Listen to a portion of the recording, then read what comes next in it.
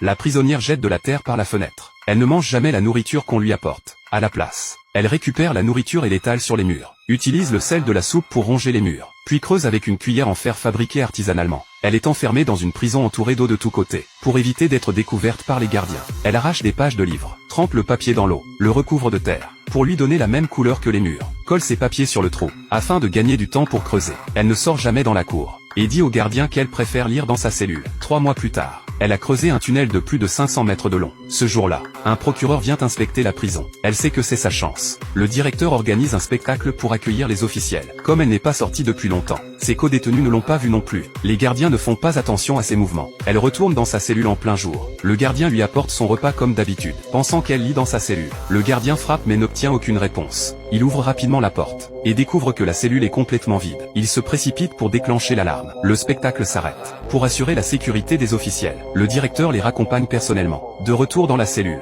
le directeur réprimande furieusement le gardien responsable. Il attrape un livre avec rage et le jette contre le mur. Le livre heurte le papier qui cache l'entrée du tunnel. Le directeur décolle le papier, découvre le tunnel. À cet instant, il semble comprendre. Il ordonne immédiatement à quelqu'un d'y ramper. Après une progression difficile, il atteint enfin le bout du tunnel. Mais il découvre que c'est une impasse. Alors comment cette femme a-t-elle réussi à s'échapper?